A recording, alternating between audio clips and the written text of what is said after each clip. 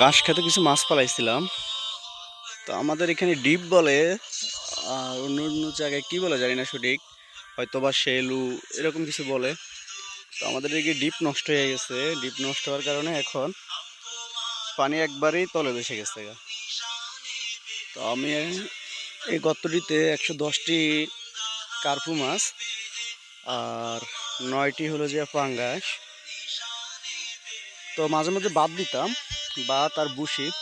এখন এটা পরিষ্কার করবো, পরিষ্কার করে মাছগুলো ধরবো। এখানে কোনো ফিড বা অন্য কোনো কিছু ব্যবহার করা হয় নাই। আমার বাড়িতে একটা পুকুর আছে, ওই পুকুরের থেকে কিছু পাঙ্গাস মাছ এনে এখানে ফেলাইছিলাম, আর কিছু কার্পু মাছ ফেলাইছিলাম ওই যে যারা নিয়ে আসছিল তাদের থেকে কিনা, যারা বিক্রি করে।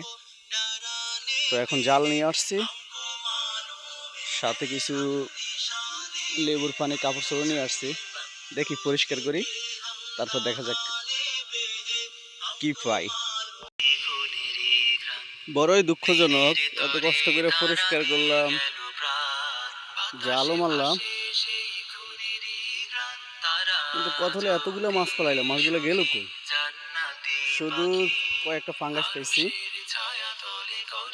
এই, কিন্তু অনেকগুলো তো কার্পু, 110টা কার্পু, তারপর শিল কাপ ছিল, এগুলো একটাও পাই নাই। মনে হয় ব্যাঙে খেয়ে ফেলছে যত সম্ভব, কারণ মাছগুলো যেহেতু সাইজে ছোট ছিল। আরো চারুকিয়া দিয়ে জঙ্গল, তো ঘাস ক্ষেত, হয়তো এই কারণে হয়তো ব্যাঙে খেয়ে ফেলছে মনে হয়। যাক, কষ্ট করলাম পাও, আর অনেক খাদ্য খাওয়াইছিলাম, যেমন ভাত, ভুসি, এগুলো বাড়ি থেকে আইনে অনেক কষ্ট হইতো, বাল্টি করে নিয়ে আসতাম। যাক, তারপর আলহামদুলিল্লাহ, অন্ততপক্ষে তো একবারই তো খালি হাতে যায় না, কিছু ফাঙ্গাস পাইছি এই আর কি। যাক, এখন কিছু ঘাস কাটবো, তারপর ব্যাঙ্গারি আইনা নিয়ে যাব। এখানে কিছু পুঁই শাক আছে অনেক সুন্দর, কিছু সবজিও লাগাইছিলাম, এখান থেকে কিছু সবজিও নিয়ে যাব। আসলে সুস্থ থাকতে হলে বাজারে যেসব ফরমালিন দিয়া, বিষাক্ত সার দিয়া তারা সবজি সব কিছুর মধ্যেই তো বিষাক্ত সার, বিষ প্রয়োগ করে,